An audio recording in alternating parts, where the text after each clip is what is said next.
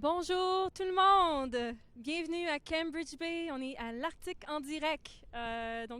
Mon nom est Maëva Gauthier de Fish Eye Project et on est ici, toute l'équipe très fébrile d'être ici à Cambridge Bay pour vous montrer la vie marine, un petit peu sur la culture locale et également apprendre plus sur la science et la technologie. Alors, on était supposé plonger aujourd'hui. Il y a eu des petits changements dernière minute, une panne d'électricité dans le village qui a coupé les communications satellites. Donc, on fait le spectacle à partir du navire de Canada C3. On va quand même voir les images sous-marines qu'on a plongées juste hier. Donc, c'est magnifique. En fait, il y a 2 jours, on était en T-shirt et aujourd'hui, c'est vraiment froid. Donc, la température a changé très rapidement. D'ailleurs, je vais vous montrer un petit peu une partie de l'équipe. On a une équipe extraordinaire de l'Est à l'Ouest du pays. Et également, donc on va commencer par Mia ici, Mia Otokiak, qui vient de Cambridge Bay. On a également Dr Philippe Archambault, expert de la biodiversité arctique, qui vient de l'Université Laval. On a Philippe Daigle, plongeur biologiste et aussi expert des plongées en direct au Québec. Et Mario Cyr, caméraman sous-marin reconnu mondialement pour ses images incroyables au pôle, au deux pôles, donc à l'Arctique et à l'Antarctique. Donc on est vraiment très heureux d'être ici tous ensemble. Qu'est-ce que... oui, on va commencer par...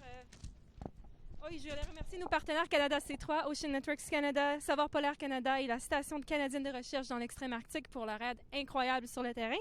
Et je vais passer maintenant la parole à Mia pour nous souhaiter la bienvenue à Cambridge Bay.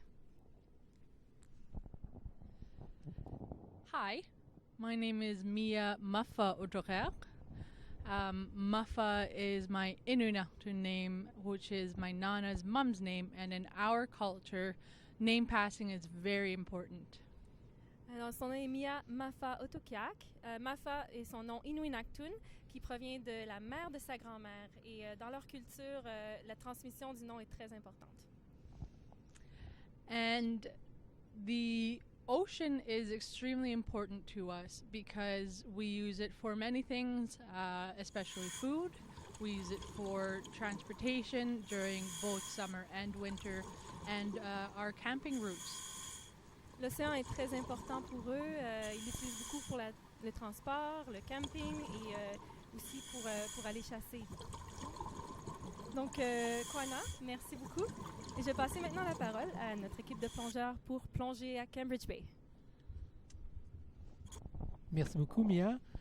Avant d'aller sous l'eau, j'aimerais juste dire bonjour à tout le monde et aussi mentionner qu'il serait très important que si vous avez des questions, envoyez vos questions à #CanadaC3. Il y a des experts à travers le Canada, différentes universités au Canada qui participent pour pouvoir répondre à vos questions. Et bien entendu, on a 2 excellents plongeurs qui pourront aussi répondre à vos questions, ainsi que moi-même. Donc, alors si vous êtes prêts, simplement retenez votre souffle. On vous amène avec nous sous la surface de l'océan Arctique. C'est parti!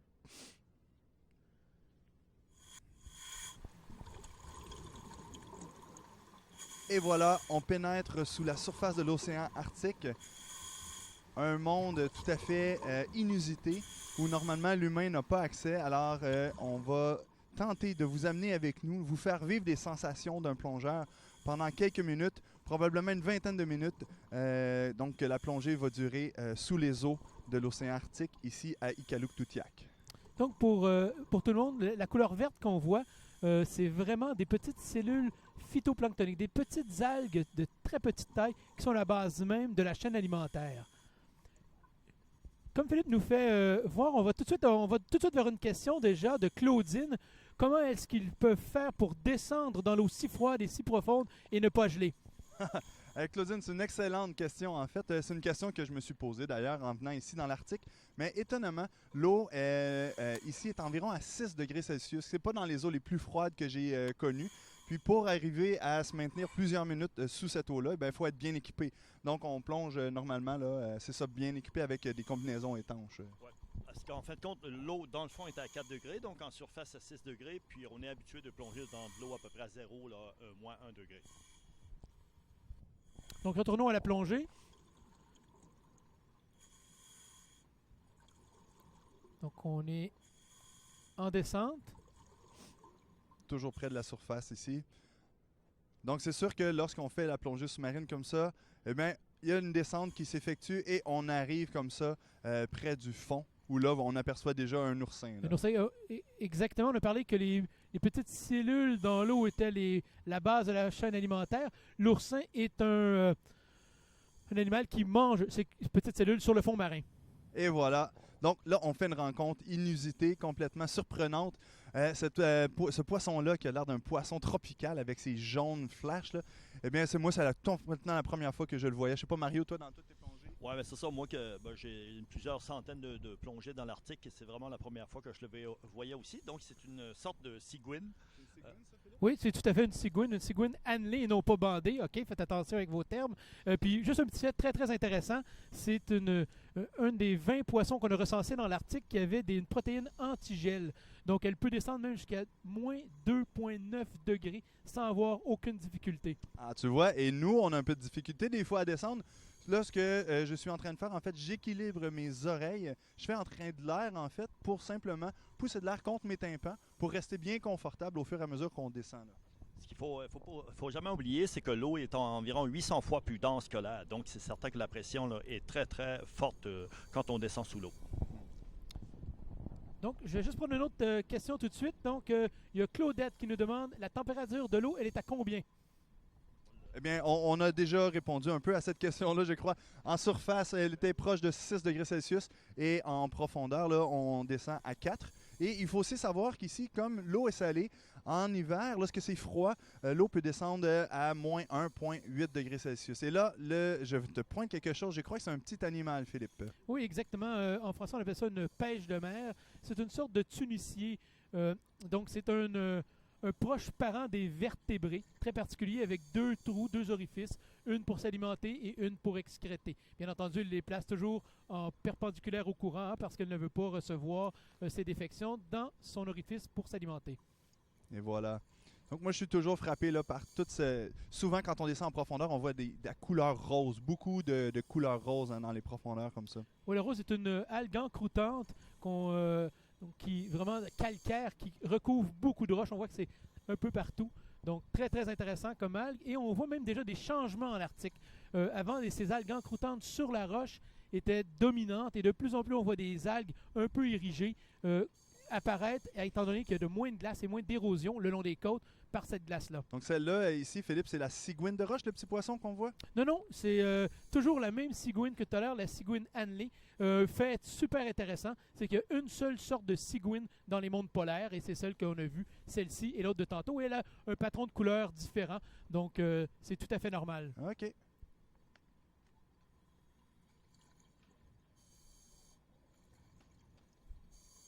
On a une question ici. Quels seraient les impacts d'un déversement de pétrole en Arctique?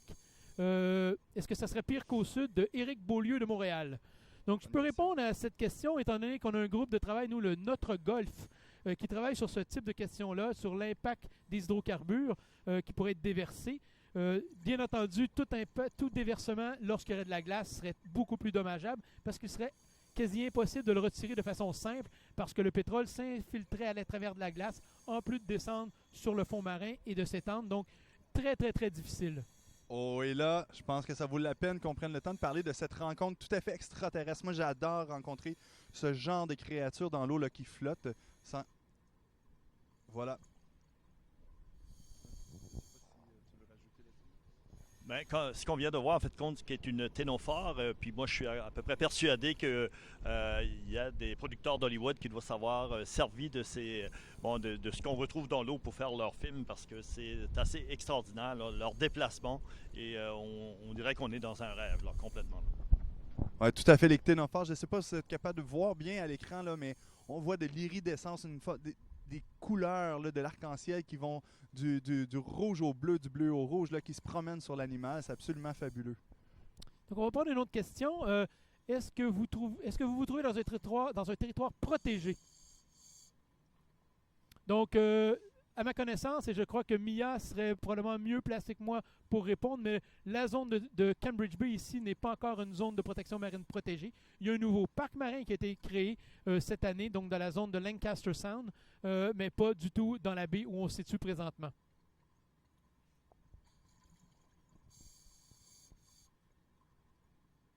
Alors, on poursuit notre exploration marine là, dans cette belle plongée. J'espère que vous remarquez qu'il n'y a pas beaucoup d'endroits où on se promène où il n'y a pas quelque chose qui vit sur le fond marin. Là. C'est tapissé de petits animaux et d'algues un peu partout. Vraiment intéressant. Je pense, les gars, vous avez observé qu'on n'a pas les mêmes espèces sur les parois verticales que sur les parois horizontales. Imaginez que les espèces vivant sur la partie horizontale vont toujours recevoir de cette neige marine, alors que ceux sur la partie verticale ne peuvent absolument pas en recevoir, sinon ils seraient ensevelis. Donc, deux groupes d'espèces vraiment différents qui vivent selon la surface sur laquelle ils sont fixés. Donc, on va prendre une autre question. Est-ce que vous avez eu des indices du changement climatique, Léonie de Montréal? Ben, en fait, des indices du changement climatique, c'est un peu difficile. Moi, pendant la plongée, j'ai un gant qui a pris l'eau complètement et puis ma main n'a pas vraiment gelé beaucoup. Donc, je ne sais pas trop si, Philippe, tu penses que c'est un changement dû au changement climatique ou non?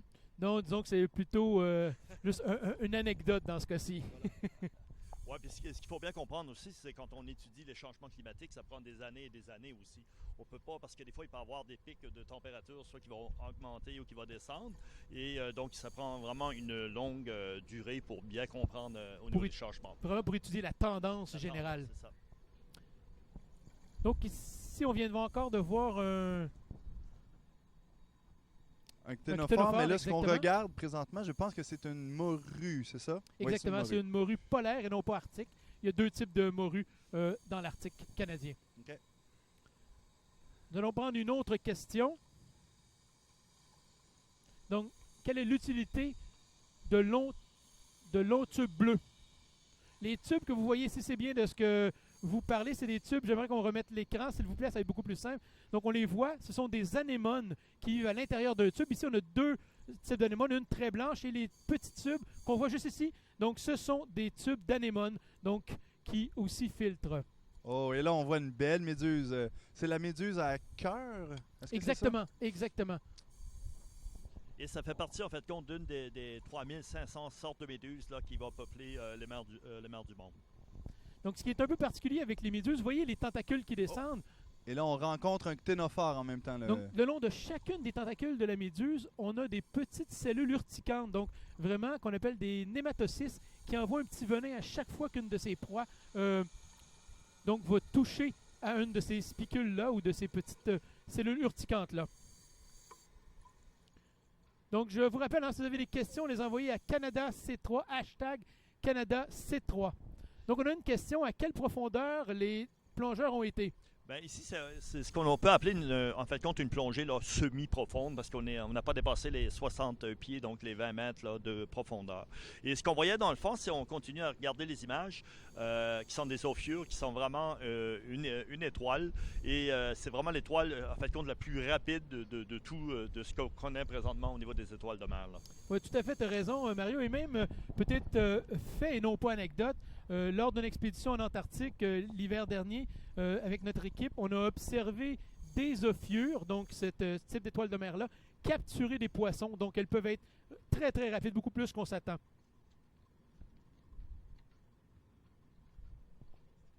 Donc, on va prendre une autre question, s'il vous plaît. N'hésitez pas en ligne. Donc, lorsqu'on pose une question, Philippe, peux-tu rappeler le processus? Oui, je rappelle tout le monde, le processus, c'est d'écrire hashtag CanadaC3, l'envoyer des experts au Canada qui vont répondre à vos questions le temps sur ces belles images. Et nous, on va tenter de répondre aussi à ces questions. Et on sait qu'il y a des centaines de questions qui arrivent en ligne, donc on en profite pour remercier nos experts qui sont en ligne. Lâchez pas, vous faites un très bon travail jusqu'à présent. Donc, une autre question. Est-ce que vous avez eu des espèces qui étaient surprenantes de Amélie de Québec? Oui, Amélie, en fait, on a été surpris par plusieurs espèces qu'on a vues dans les fonds marins. Moi, l'espèce probablement qui m'a le plus surprise, on l'a vu au début, c'était la ciguine annelée, là, une espèce tout à fait rare, en fait, que j'avais jamais vue de ma vie. Je sais pas, toi, Mario, si... Ben, en fait, ce qui est extraordinaire, c'est que même si l'eau est très froide, puis que, comme Philippe le disait tantôt, qui est recouvert de glace à un certain moment donné, c'est que la vie est incroyable ici.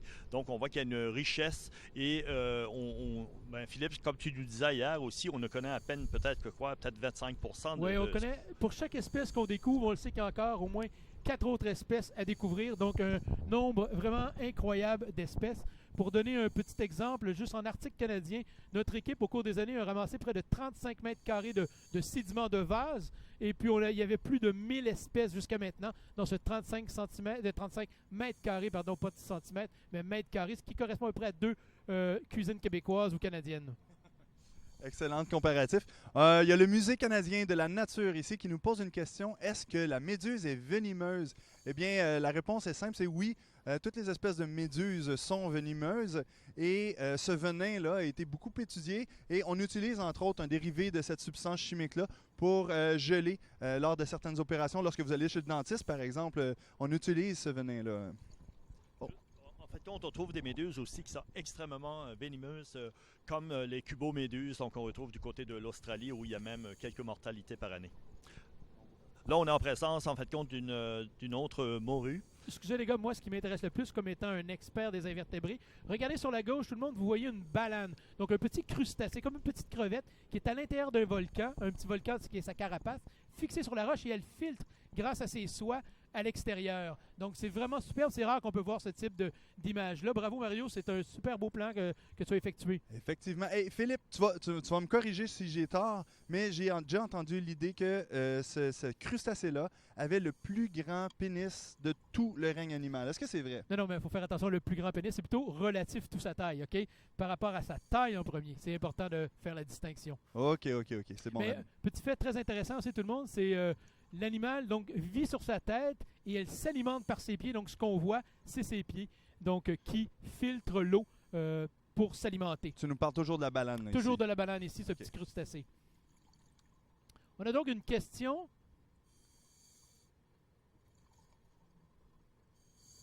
Donc, la couleur verte, on en avait parlé tantôt. Ça, c'est une question qui revient souvent. Donc, quelles sont les différences de plongée avec le sud? Ben, c'est certain, la grosse différence, je dirais, c'est les équipements qu'on va utiliser. On est obligé de prendre des habits isothermiques étanches, donc de 7 mm d'épais. Et pour équilibrer tout ça, donc, ce qu'on appelle une ceinture de plomb. Donc, il faut se mettre souvent peut-être une vingtaine de kilos pour pouvoir équilibrer tout ça. Et aussi que dans le sud, ben, on va utiliser simplement une petite habit très, très mince, pas beaucoup de plomb. Et je dirais que ça, c'est la première différence, la température de l'eau, bien sûr. Et je dirais que chez certaines choses qu'on peut voir dans l'eau, il y a les mêmes espèces, mais normalement, c'est assez quand même différent. Là.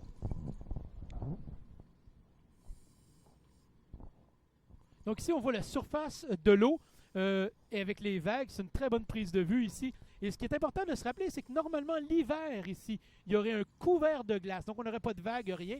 Et sous ce couvert de glace-là, des algues qu'on appelle des algues de glace pousseraient en dessous, même au milieu de l'hiver, avec très peu de lumière. Donc c'est très important de savoir que la vie ici elle est présente en tout temps, même lorsqu'il fait froid et que c'est la longue nuit polaire. Donc on a une question ici.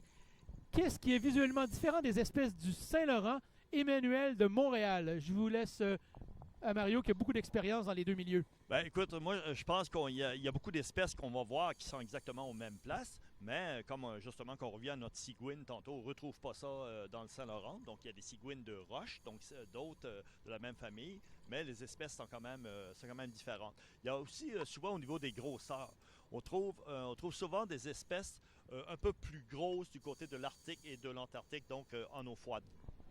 Oui, tout à fait. Donc là, on poursuit notre déplacement là, dans la plongée sous-marine et on s'approche d'une falaise. En fait, on plongeait sur une falaise et là, on rencontre encore un beau cténophore qui porte des peignes, des cils. On voit très bien le cténophore, c'est magnifique. Qui semble tout à fait inoffensif comme animal, mais c'est un prédateur redoutable. On voit là sa grande bouche ouverte et les cténophores vont manger le plancton là, très activement. Ils peuvent nettoyer une colonne d'eau même lorsqu'ils se déplacent en banc. Là. Je suis certain qu'il y a plein de gens qui se demandent pourquoi le fond est si brunâtre. C'est tout simplement qu'on reçoit... Hop, je vais te laisser ici, Philippe, commenter. Oui, excuse-moi, on va aller sur l'image sous-marine simplement parce que c'est important lorsque on est en plongée sous-marine. On n'est pas supposé être là. Alors même si c'est des merveilles qu'on observe dans le fond de l'eau, il faut toujours rester conscient que notre vie en fait dépend des équipements de plongée sous-marine. Donc on garde toujours un œil attentif sur notre pression d'air pour être sûr que tout se passe avec la sécurité et que notre copain de plongée aussi se porte bien. Donc, y a-t-il une espèce que vous aimeriez voir, Josiane?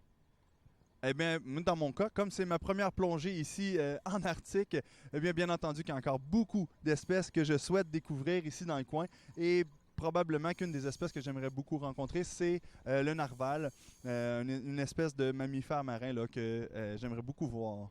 Ah, ici, on voit une scène un peu triste, donc un crabe qui s'est pris dans un fil de pêche. Ben oui, c'est ça. Quand je suis arrivé avec la caméra, je trouvais qu'en fait, le crabe ne bougeait pas beaucoup, même en étant très proche.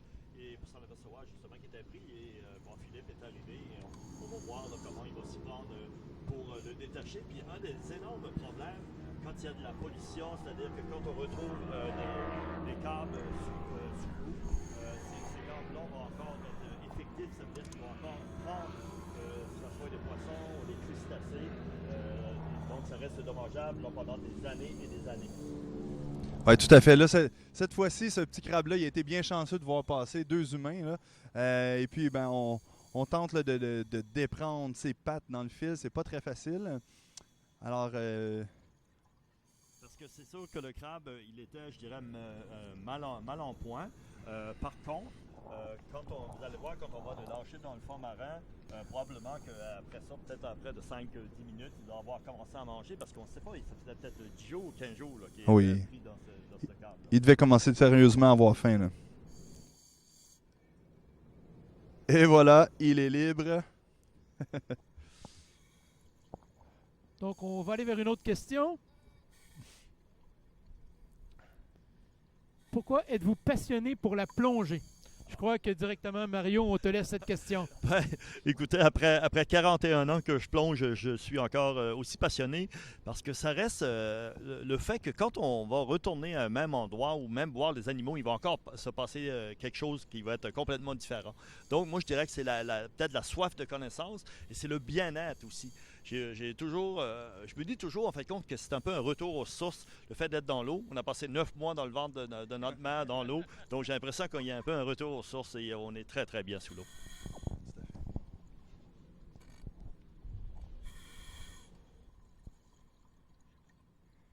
Et là, on poursuit notre exploration et...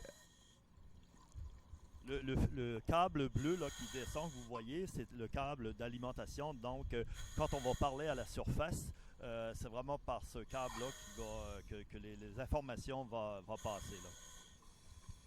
Et là, je ne sais pas si vous voyez ce qu'on voit, mais on distingue un joli poisson qui est là. Oui, tout à fait. C'est un poisson, est-ce que tout le monde le voit? Il y a un super camouflage. C'est un chaboisseau. Peut-être que Mario, tu sembles vouloir mentionner quelque chose. Vas-y. Ben, en fait, compte, lorsque j'ai vu le chaboisseau comme ça, parce qu'il est très difficile à voir, on voit qu'il est vraiment exactement les mêmes couleurs. Et nous, ben, les humains, justement, on voit la couleur. Donc, on peut encore identifier un peu de différence. Mais il faut bien comprendre que chez les poissons, eux, voient en noir et blanc. Et si on aurait mis, mettons, la caméra en noir et blanc, on aurait vu qu'il n'y a presque pas de différence avec le fond. Et ce qui est assez extraordinaire, c'est chez poissons-là, c'est qu'au fur et à mesure que le poisson va se déplacer dans le fond de l'eau, il va prendre exactement les mêmes couleurs que le fond. On reçoit ici une question. Si on a vu d'autres déchets sur le fond de Josica? Ben, en fait, oui. Dans le fond de la baie ici, il faut être honnête avec vous. On a malheureusement croisé quelques déchets. Là, on ne vous fera pas une énumération des déchets qu'on a vus. Ce n'est pas l'idée de la plongée sous-marine ici. Mais il faut quand même prendre conscience que la surface de l'eau, c'est vraiment comme une frontière. Hein? Quand on est en surface, on ne voit pas ce qu'il y a dans l'eau. Donc, souvent, ça arrive que, donc, loin des yeux, loin du cœur, lorsqu'on est en dessous de la surface, on l'oublie. Mais là, de descendre dans le fond de l'eau, ça nous fait prendre conscience justement que ces déchets-là, ils ne disparaissent pas sous la surface. Ils sont là, puis là, ils vont polluer l'habitat des poissons. Donc ici, Philippe, je pense que tu avais l'air très excité parce que regardez sur cette petite surface de moins d'1 mètre carré, par le plaisir, on a un peu commencé à compter le nombre d'espèces et on voit rapidement près d'une vingtaine d'espèces sur 1 mètre carré environ. Juste, on a totalement en bas une étoile de mer coussin, on a des pêches de mer, on a une patate de mer. Non, c'est pas une salade que j'essaie d'énumérer. C'est des noms qu'on entend régulièrement pour décrire les espèces qu'on voit. Donc, il faut se rappeler qu'en Arctique, on trouve régulièrement des nouvelles espèces. L'Arctique canadien, c'est 10% des côtes de notre planète. C'est énorme, 10%.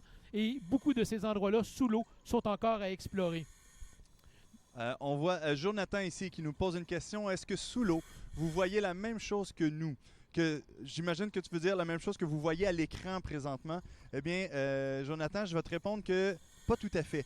Il va falloir que tu fasses la plongée par toi-même, que tu ailles voir toi-même avec tes yeux sous l'eau ce qui se passe parce qu'il y a une myriade de petits détails. Il y a plein de petits animaux qu'on peut difficilement capter là, avec une caméra comme ça. Ou sinon, ça nous prendrait encore une meilleure caméra avec plus d'éclairage, mais ça vaut vraiment la peine que tu ailles voir par toi-même. Oui, puis il faut bien comprendre parce que c'est toujours ça notre défi de montrer la beauté des fonds marins. Et moi, des fois, je suis assez déçu parce que par rapport à ce que moi j'ai vu, par rapport à ce que j'amène avec la caméra, parce que c'est comme une photo, donc c'est une section de données.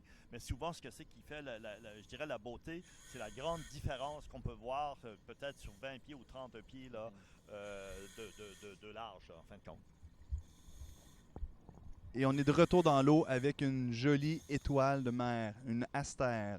Oui, fait particulier, on a mentionné tantôt que ce n'est pas les mêmes animaux qui vivent sur les surfaces horizontales que verticales. On voit très bien que cette astère-là est complètement propre. Elle n'a pas cette substance, donc toute cette neige marine qui tombe un peu brunâtre sur le fond. Et tout simplement parce qu'elle a plein de petites pinces sur son dos qui lui permet de, ces petites pinces-là, défont la matière qui tombe sur son dos. Un peu comme, et le nom de ces petites pinces, c'est des pédicelles. Il y a une question ici, y a-t-il des groupes d'organismes présents dans l'Arctique qu'on voit aussi dans le golfe Saint-Laurent? Donc, bien entendu, il y a quelques espèces de mammifères marins, comme le beluga qu'on retrouve dans les deux milieux. On a plusieurs étoiles de mer, donc celles qu'on vient d'observer pourraient se retrouver beaucoup plus au sud également. Donc, beaucoup d'espèces qui sont communes. Il faut bien comprendre que le golfe du Saint-Laurent, il y a quand même la côte du Labrador qui emmène un courant très froid vers le fond, le long de la côte, qui emmène aussi quelques espèces qui peuvent survivre dans les deux milieux. Donc ici, on est vraiment avec une anémone rouge et on a resté l'image parce que j'ai plus de lumière malheureusement, donc les batteries ont lâché. Mais c'est tout simplement pour vous expliquer que plus on va descendre dans l'eau, plus les couleurs vont disparaître. Et donc ça commence justement par le rouge. C'est la même chose en fait compte que le spectre des couleurs qu'on retrouve dans une arc-en-ciel. Voilà. Et là, vous voyez un magnifique soleil de mer, un prédateur féroce en fait, là, qui est en train de s'attaquer à un oursin. Et ces animaux-là vont tout simplement sortir leur estomac de leur bouche pour manger leur proie. Juste le temps qu'on a une autre question à propos des prédateurs. Et y a-t-il des requins en Arctique de Louise? Mario? Ben, c'est certain qu'ici, en fait, compte, il y a le requin du Groenland qui est assez présent. On le voit, les endroits où on l'a remarqué le plus, c'est du côté de Arctic Bay, mais on pense qu'on en retrouve là, un peu partout. Et voilà, les réserves d'air sont déjà finies. On doit remonter en surface. J'espère que vous avez apprécié cette plongée-là autant que nous. On a eu du plaisir à la faire. Et puis, on se laisse sur cette belle image de notre fin de plongée avec le bateau du Canada C3.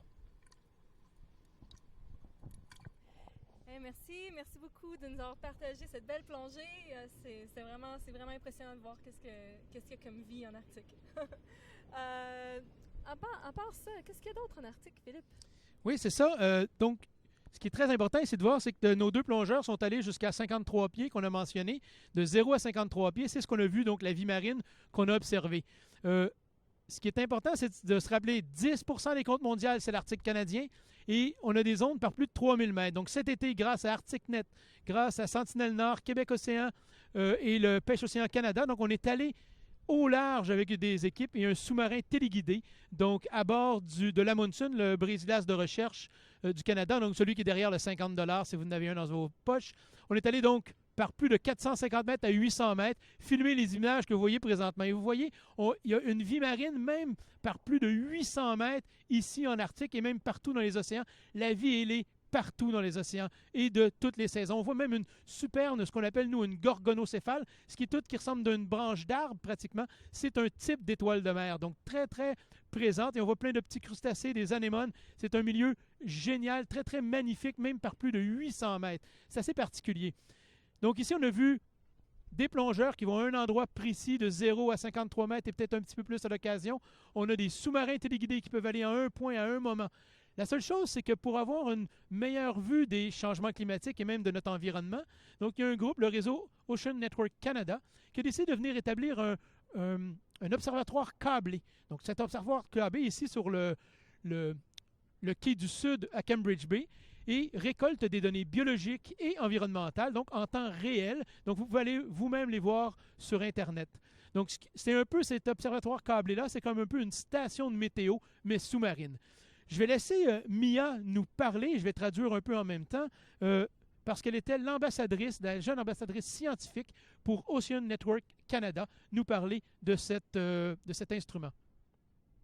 Mia, so you can mention a few words about Ocean Network Canada and the Cable Observatory, please?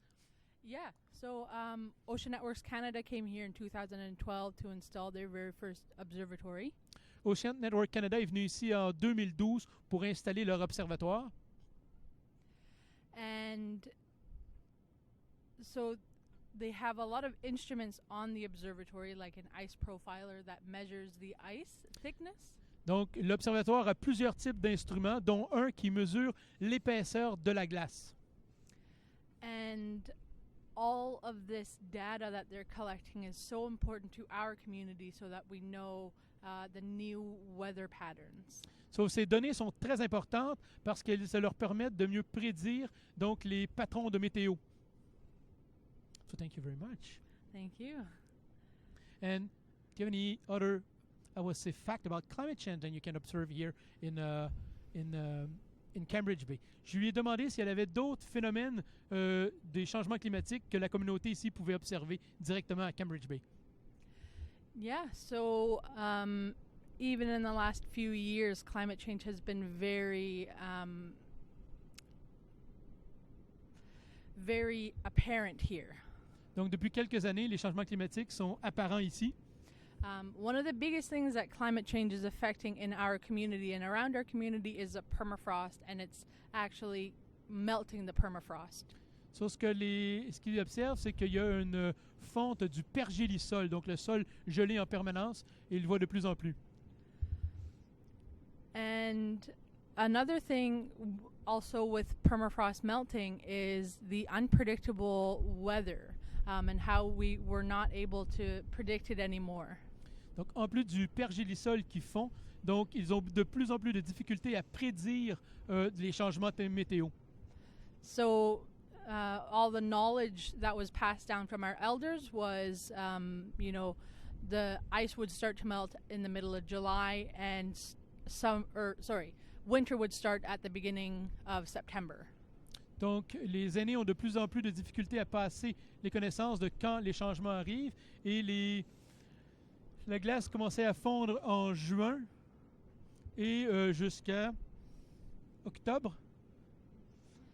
And because of climate change, all of that traditional knowledge that was passed down from the elders is not being able, it's harder to follow nowadays. Donc, tous les changements climatiques sont de plus en plus difficiles pour les aînés de passer cette connaissance-là, étant donné que ces changements-là ne sont pas connus des aînés. And so now with Ocean Networks Canada's observatory and all of their real-time data that's freely available on their website, it's so much easier for our community to know what the weather is going to be like. Donc, grâce à Ocean Network Canada et toutes les données qu'ils récoltent directement avec leur observatoire, ça devient beaucoup plus facile de prédire ces changements-là pour les membres de la communauté. Thank you. Thank you very much.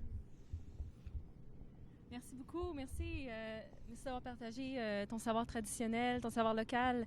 Merci beaucoup à vous en ligne d'avoir participé à notre plongée en direct. La première pour nous qui est à l'extérieur de la région de Victoria. Donc, on est vraiment heureux d'être ici. Merci à toute notre équipe d'avoir fait ce projet-là. Donc, de partout au pays, de l'Est à l'Ouest, à Cambridge Bay. On est vraiment heureux d'être ici. Merci à Canada C3, Ocean Networks Canada, la station de recherche dans l'extrême arctique et également suivez Fisheye Project, fisheyproject.org pour savoir les autres endroits extraordinaires à découvrir dans les océans partout dans le monde. Alors, merci. Au revoir.